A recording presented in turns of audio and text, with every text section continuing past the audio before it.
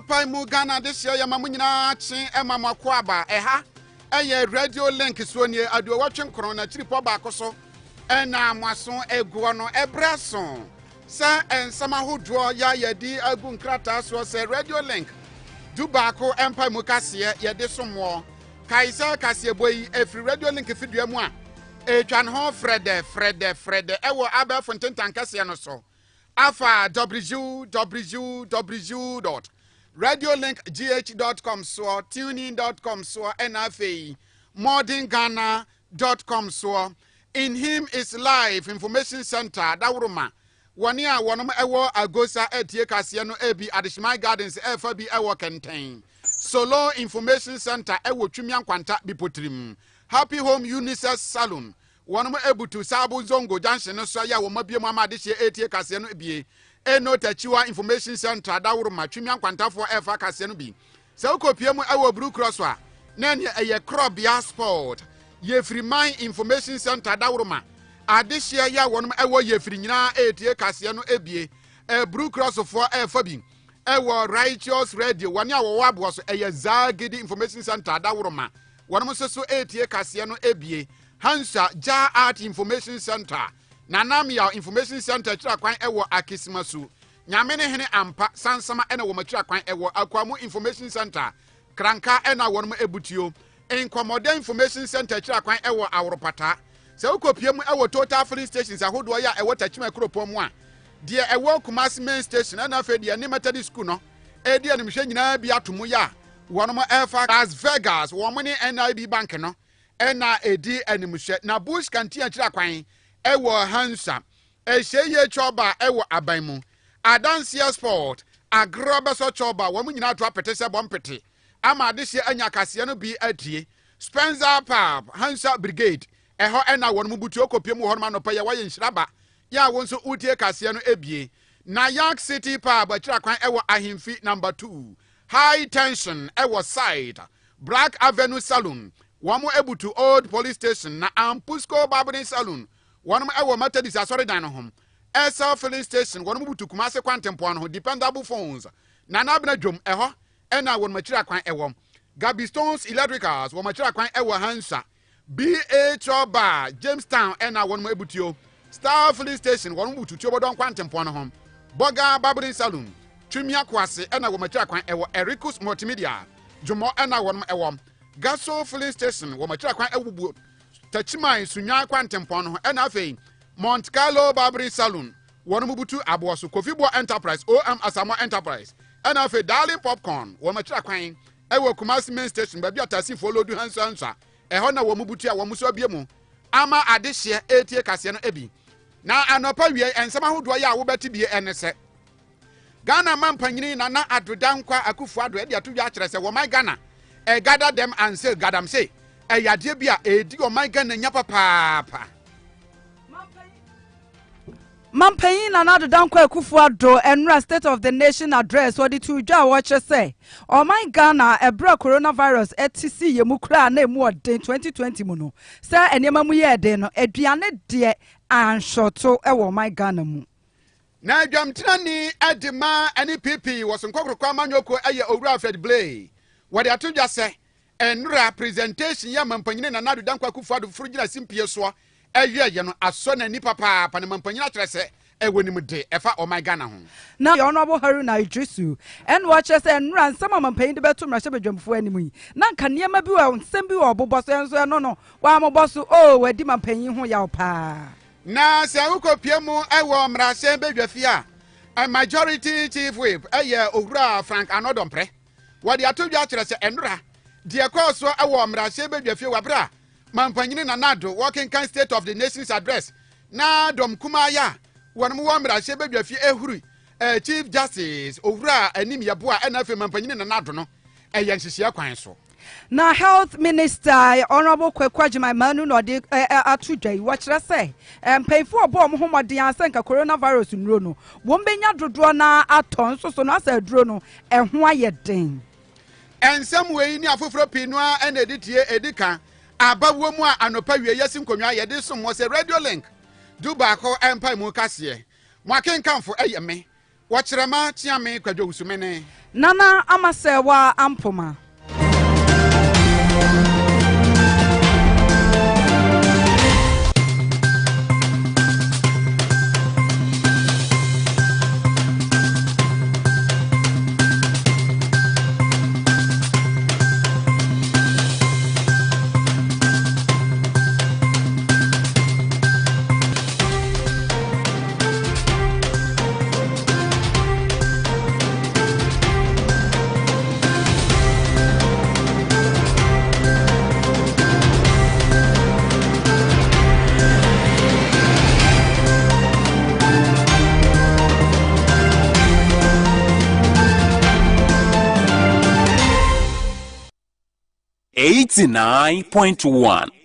Afe Kaseɛ bɔno enkyire mu ankasa enie. Ghana mampanyini Nana Adodankwa Akufo-Addo enura ewo kokopie mu ewo mrahye bedwafie ya na walking kind the state of the nation's address wodi o my Ghana susudua to mrahye bedwafo nanim se de o my Ghana koso anase eba fom nyina wo kyerɛkyerɛ mu de to mrahye bedwafo nanim na wabrɛ mampanyini Nana Addo wo kasa ewo mrahye bedwafie no wodi to dwa kyerɛ se emfinhyia mpinu ani dunso mu wabrɛ obebafa Ghana konwa no etena so se mampanyini ya wo hya ase eyade bia edi o my Ghana nya papa na enam so ema kwaye bretuo ya wodoma nkomade adom ama Ghana no futebrebe ya mansa nyina no ma no ensu ahodo ya na atwa wo my Ghana ho nyina hia gadamsefo wo moase ni nyina ya ni poto enam so ema wotu abadwakuo se de be na wo mode hyehye ebegu apono so na gadamse ya wo mutu ase sensuonsu na fei kwaye bretuo nyina no ano ebetumi abrase nanso mampanyine kyerɛ sɛ wiase baakofo nsa ento nyankopɔn anikata ɛwɔ konkodin biada ya wo betumie na gadamse hu nsɛnsɛm kurampo ɛnam so ama emfinhyia mpinu ne na duo no abato ya ɛkɔ no ɛma hodo ya nankɛsɛ sɛ wonya no ɛso te baafo mpa ne nyinaa ɛyɛ gadamse hu anamontuo papa ya wɔde gu na kwan mu na mampanyine kyerɛ sɛ gadamse ko no de wo magana yakwa nanso enyanwie mu pɛyɔ wɔde atodwa kyerɛ sɛ wonsom ɛno ani nipa Ghana this year nyina fa won honyim na yentimi entu wane a wonmu tu gadamse so wonmu so sa wo mamu se de be na wo my Ghana yenkwa ye bretuo na fensuansu anom ye betumi abo won ho ban mampanyini Nana Addo to aso de tu dwa kire se wo soafo ya wono na hwansase na fe odomankoma bobere so wo mamu yenwura Samuel Abu Jinapo ne yenya yade a woni abadwakuo bi ba beka wontiri asa ho na wo me ne o my Ghana this year atwetwe nkomo na won mahuna na montuo ya won betumi atu edi afa gadamse ya won mutu sese kwa ibretuo na fensuansu ahodo ne nyina ehom mampanyine Nana Addo ekyerɛ sɛ wo hwa na montuo ya wo baye watuo no a ekwankan pa na mampanyine Nana Addo wadansem nyina di wabra na wakwakopie mu a parliament nanim mrahye badwafie nora na state of the nation's address na walking kan edi akyerɛ mrahye badwafo nyina na ase nie saafo no ɛna won mo hwa hwehwɛ ahodo ya yedi begu akwam a yebetumi atu wom so sa eno baboa ama wo my Ghana yenkwa ye bretuo na fensuansu ahodo ya yabɔ ho ban aboaboa no atimi agina ne nanso yentie mampanyini Nana Addo. Mr. Speaker, when I appeared before this House on 4th January 2021 to deliver the last message on the state of the nation at the dissolution of Parliament, I called for a national discourse on the land-standing issue of illegal small-scale mining in our country. Yes, in the last 4 years, so much has been achieved in cleaning up this industry, training miners in the best methods of mining, introducing community mining, enacting additional regulatory legislation. But the reality is that illegal small-scale mining remains a major problem. I am confident that the new energetic Minister for Lands and Natural Resources and a Member of Parliament for Damango constituency, the Honorable Samuel Abu Jinapo, will rapidly facilitate the holding of this national dialogue and will work to build on the progress of his predecessors by enhancing regulation of this sector, which should be anchored on the protection of the environment and on community mining. Na eno anso ha mampanyine Nana Addo to aso ade tu dwa kire se wabra wo ba bedi ade se Ghana mampani no na wo my Ghana de sie pinu ana ba bia wo benya wo beja wo na ho aye dendi ama wo no sa hawo no nyina no eto e ba betwa sanse mampanyine ba beboa wo ne a wo no wo nkronkuma mu na wo mo nso won sa tumi akagyanan bia no bie se de be na ahonidie ebetumi ama ne homene so ewo oman mu ene ya yekotie yei eye Ghana mampanyini Nana Addo Dankwa Akufo Addo na wonra State of the Nation address ya mampanyi Nana Addo de ko brahye badwam no ensem bia mampanyi da na di anamu ya bibia emfiri obia kromu ema oman Ghana nanso mampanyi Nana Addo say aduane pa sa Ghana ni beda duabod ebuada de ebia nsi oman Ghana na che say enuane busu ni nyina ye hyehye pa mampanyi Nana Addo na penso amamu edi kan mu woni ne mpanfo toto ye wa agric sector ho eno na ma enuane busu abra na Ghana yentimi ntu na monko obi kuro mu nkofa hwe ma enam coronavirus nti ene eboa papa agric sector na omo hyehye eboa ye emaduane ebuso na nsem nyina odi tudwa abra nra State of the Nation address ne edika kra wo mampanyi Nana Addo na mamu etoso mienum ewo mrahye badwam ena na odi nsem etudwa wo kire se agric sector ho na mamu edika no empanfo hyehye niema ebi ne planting for food and jobs rearing for food and jobs one village one dam ene hyehye bebre ye papa ebeboa Ghana empuntuo na mpanfo di gu akwamu ni nyina aka ho bi enti na ye hu kom ewo my Ghana mu abra coronavirus ebesense ye koma na sabre ahye so nyina ya tutumu ti obi antimi nkraduane mfiri baabi emma kurofoforo so na enam hyehye penti eboa pa ema de hye nyina didi me ye bra nanka obi ehwe animu se nkakom ebeba mampanyi Nana Addo Dankwa Akufo Addo. Mr. Speaker, our nation's food resilience has been severely tested over the past year. The closure of borders in the midst of the pandemic meant that we have had to depend largely on food we produced. We have fared well under the circumstances, largely as a result of the bold policies implemented by government since 2017, such as the Program for Planting for Food and Jobs, Rearing for Food and Jobs, the One Village, One Dam initiative, the One District, One Warehouse policy, establishment of greenhouse villages, revitalization of the cocoa rehabilitation program, and the reactivation of our aquaculture industry. I'm happy to inform the House that during this period of the pandemic, we have experienced no food shortages in this country. There have been increases in maize and rice yields by 110% and 48% respectively. We have for the first time in a long while become a net exporter of food as opposed to the days of importation of tomatoes and plantain. Indeed, in 2019, we exported some 140,000 metric tons to our neighbors. We are determined to take full advantage of the African Continental Free Trade Area to produce more in Ghana, to sell more to Africa and beyond as we move Ghana beyond aid. Eni ayokotie ye mampanyi Nana Addo Dankwa Akufo Addo. Na Jomtrani Adima New Patriotic Party NPP amanyokuo no eye owura Fred Blay. Wadi atodwa kire se enura wa bra mampanyini Nana Addo okokopie mu ewo mrahye badwafie ya. Na working can State of the Nations address no.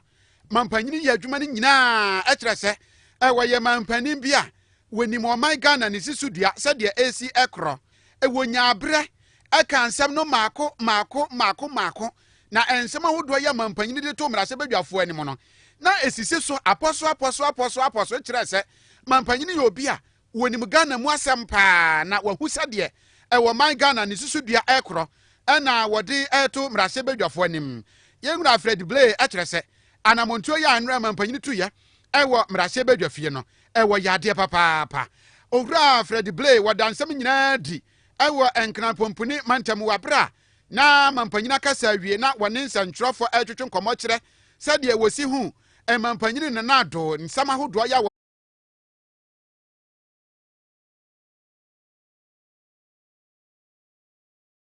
boa ye bebobu bia ye ka niema ne bebre bom ne ye de nyina todwa enu bie na mampanyini Nana Addo ye no enu nti wamo a na wamo ata wo maso se mampanyini ba be kasa fa lesbian ni gay nsam ho a wan kasa mfa ho ne nya se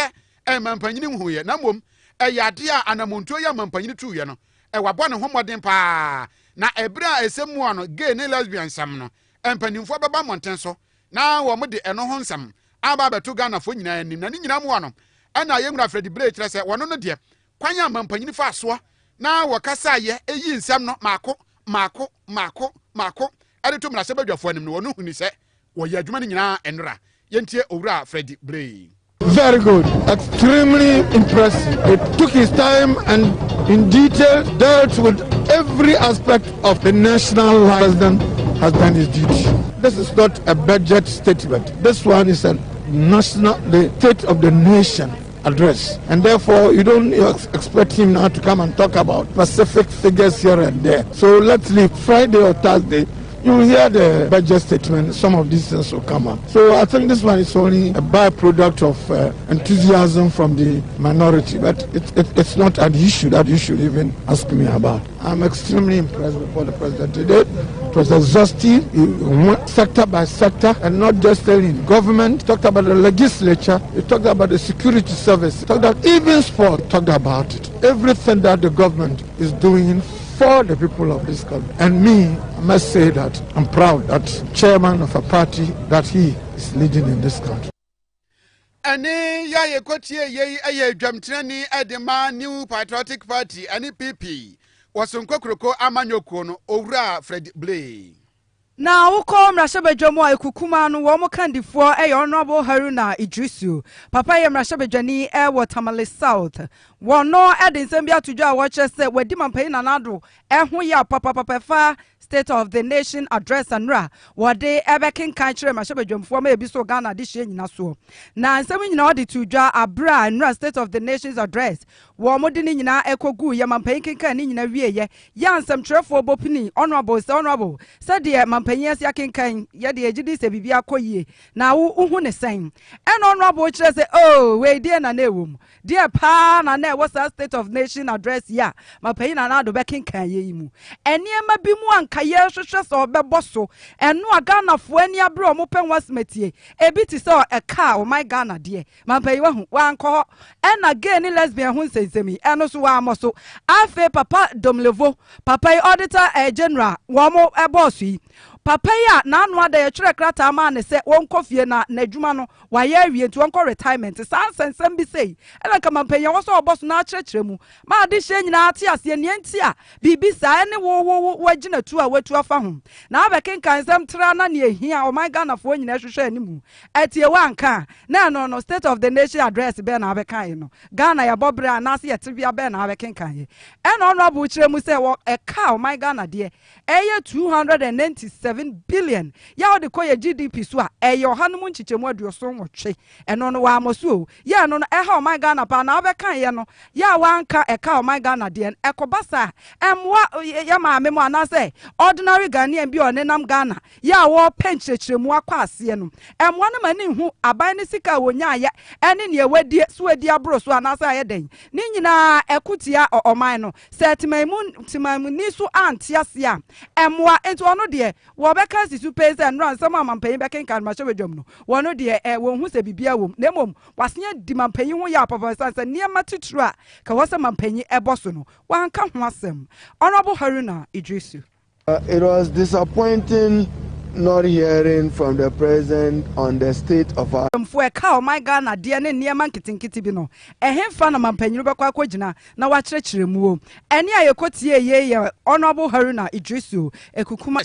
wadi wa my Ghana sisudua to mrase badwafo anim no na mrase badwafo bie ya wonom ewodom kuma nafa ene ededa hodo ya na wonom ye hu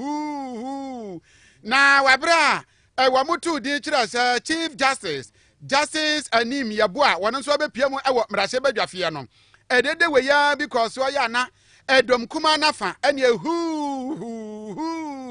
womo ye edede no saa na wabra mampanyini na nado wakenkan State of the Nation's address ni nyina wieye yenwura Frank Anodom prayer wono eneye majority chief whip ewo mrase badwafie ni nsamtwerofo twetwe nkomo ena wade tu dwa kyerɛ sɛ adiakoso ewo mrase badwafie no wono no de wonhu ni sɛ ɛyɛ asɛm foforo biada na saa nneɛma hodoɔ ya ekoso ewo ho no sɛ wokɔ mmarahyɛ badwa fie a wɔn standing orders no ɛwɔ mu ɛno nti wɔn no de wɔn hu ne sɛ mmarahyɛ badwafoɔ no wɔn matia mmara na wɔne fa bie no wɔde ato dwa akyerɛ sɛ ɛdede ne hu ya wɔn ɛyɛ no nyinaa no ɛsɛbi na ɛyɛ nyansa kwan so ɛna dɔm kuma no wɔn fa yɛ ya wɔn yɛyɛ na mampanyini na nado ade a ɛkɔɔ so ɛwɔ mmarahyɛ badwa fie no ɛmmɔ ne ko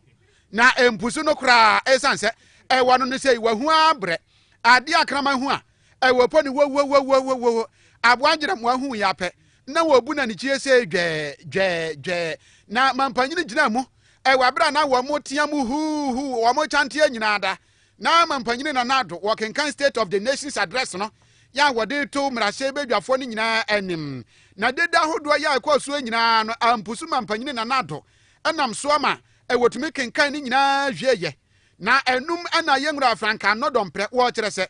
mampanyini na nado wɔyɛ adeɛ paa ɛnsɛm ahodoɔ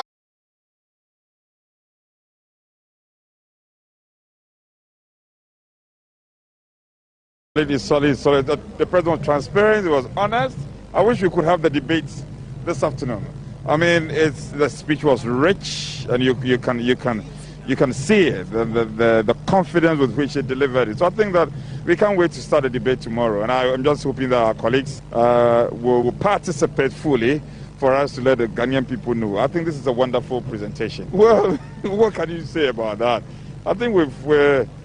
was a reasonable heckling, and the president is used to that. He is not new in this house, so I think it's normal. The president was not moved. He was able to contain all the pronounced heckling, and that's marks of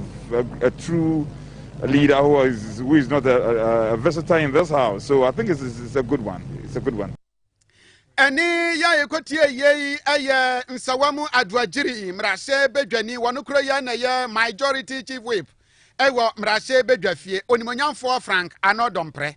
na no si yape ena mrashe bedwani ya wono enahwe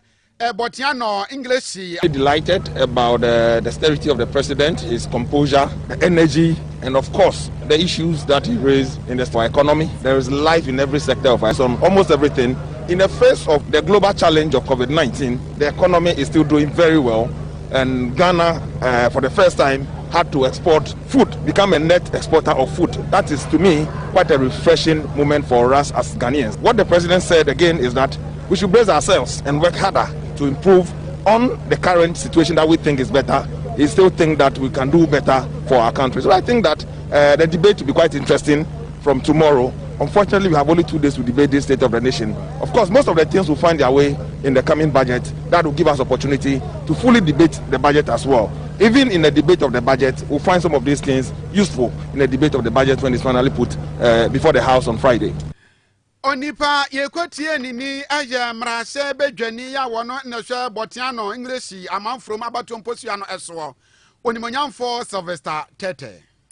Na health minister Emma Ghana ye honorable Kwaku Agyemang and odi ababetu dwa wo kire se de enema musi aye no enema mu aye de pa fa kwan aban be fa so coronavirus nuro wenya bi abeka ho se ne nkan hyehye no mpemfo aye no se emre kwa animu no won bekoso a tonduro ni bi abeka ho se ne be ya de hye we kire nyina betimi anyenya bi awo ye nyina yabobo ye ho ban na panyin kire mu kire se aduro no aye de papa ya kwan abefa so a obenya aduro no wo mu de o makotuetu musika to ho ti aduro ne ba ya na o maso mu atu ato ho ti ya na ye ma ne sa eno na ma aduro no ho aye dense na wakasa no che se Ghana fo monte se aduro kura wo ma ya nkomo de komo Australia fo Italy fo akosi wo machi agye aduro no ya no enya asem ke 20 che se san nyo man Ghana nko na aduro no ho aye de ama ye wo mo wo sika nyina mpo no ho aye de ama mo a sesi a obi ani abra wo hwe se obenya coronavirus aduro ni bi ama na de hye se de be ya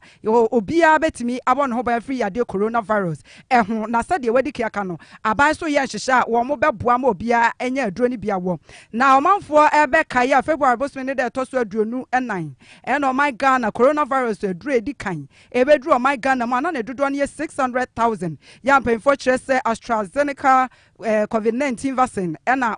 AstraZeneca wo mo na de aduro ni ba ya adwumaku a eye yenso ye Serum Institute of India ena wo mo de bre ya Ghana de hye obi ahu bi eno achi ena India ban so be che o man Ghana coronavirus aduro no be say 50,000 ya aban ehwe animu say AstraZeneca on be bom homoden na wo mo de 2 million ababa be ka ho na asa de be ya eba beduro na ho asem aye bebra wo kwa yese ho aye duo yeguso aye yem ntomo getting some through the COVAX initiative, but that is not that light. So we're having challenges with supplies, just like across the globe. Those who had money invested in the development, and they are keeping on to the stocks. Last week or so, if you heard, Italy blocked consignments that were bound for Australia because they were also not getting.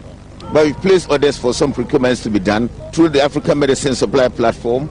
and then COVAX is still supposed to send us some more, and we are also buying from some other sources. Stocks are just not available, but we are working with networks, and the president is also helping us in this process. We have the entire vaccination thing. It's quite expensive. It's getting close to about 280 something million itself. Those who are going around to vaccinate and the cost involved in all that. So we have a huge budget. My man, no health minister, opinion fancy one walker at Tremwat was to say. And Paniano one also dear Koye papa. One Ukraine one was said the Nanka, one who sent Quebec on a quabroso sample, will be added in Washima, one more air will wear and one, so a man for Gia Tumusa, one more one Panianis and Nina, a pan to a becoswat to a biafu, say Panian. No, hey, ya dear be any children, so bonny be a nim, two near would dear Drew, so a quat knuckle, who we also are her penny be a mosca, and a mamma milk and a bibia more to be a paniano, a bonny be any who we are not say, when it's to brook a crown out to be no norma, war pania be a tire, sir,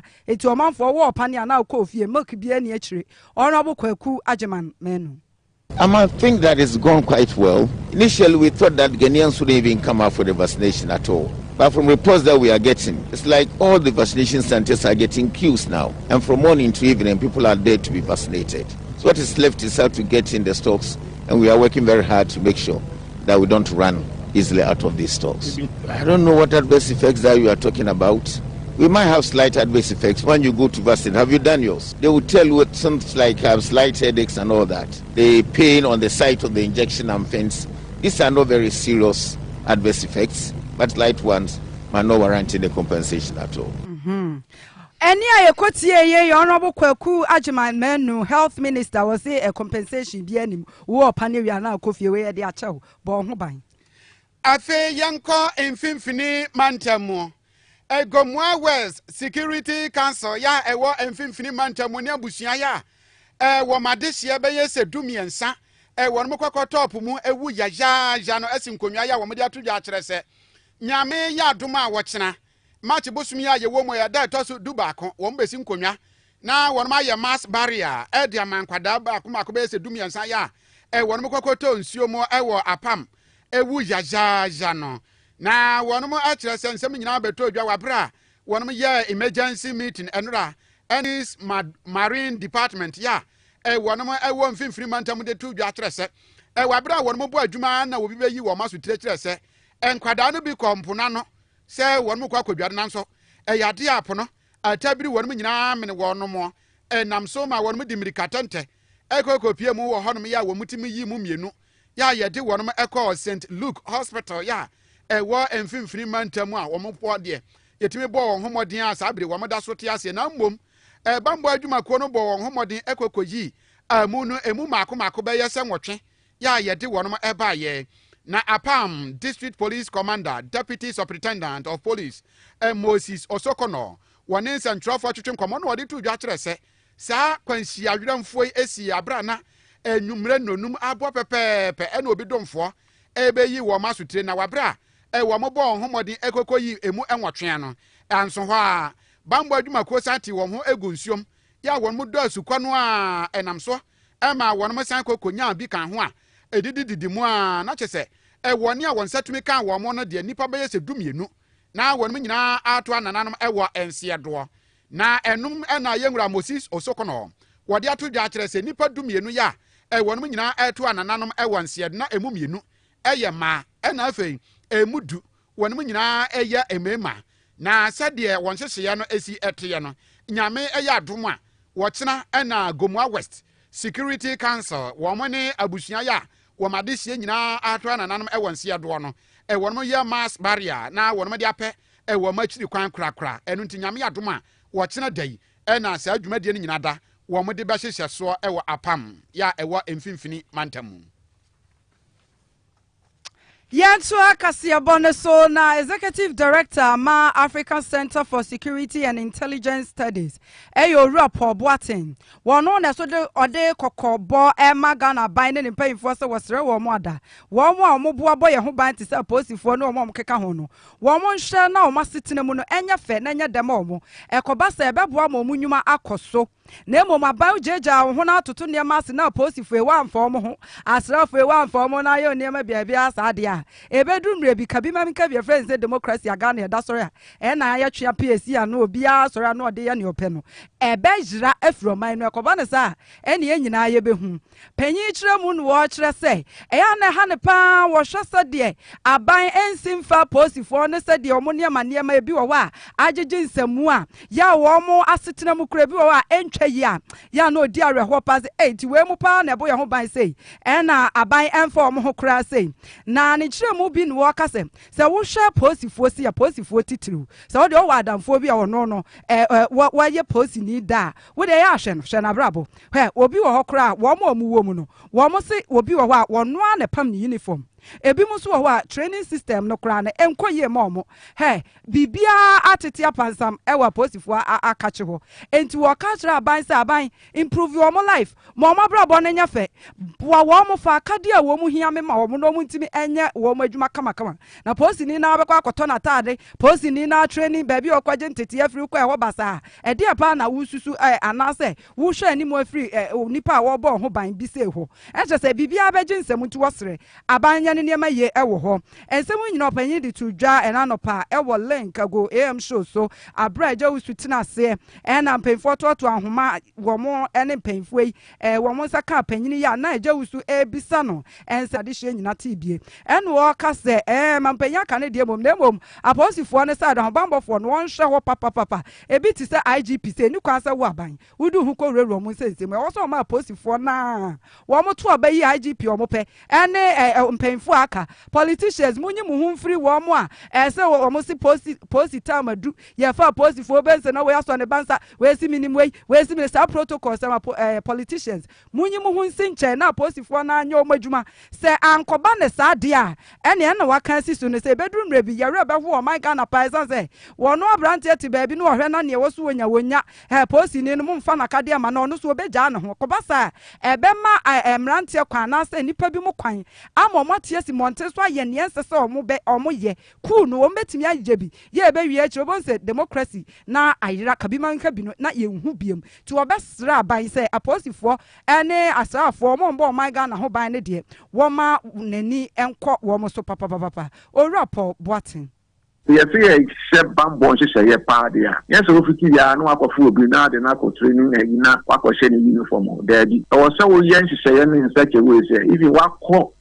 sɛ wɔkɔra aba na so tena mu no sela no obenya na nigye. Nti wɔkɔ akɔyɛ dwuma a wɔde yɛ man mu ha yi. Wɔde woni sɛ bi yɛ nuanom a wɔn akɔ ahomegye ni ehyia na ndi nkɔmɔ. Ebi wɔ hɔ a asefo. Yes, wɔkɔ yɛn so ɔkɔyɛ bɔne bi o. Ɔkɔyɛ adwuma de boa wɔ man Ghana. Wɔde yɛn hwɛ wɔ mo obi asɛ wo bɛyɛ 20-30 years in Obasi. Yes, the politicians was able to do on your point for 1 year pet. Said Danya will be see.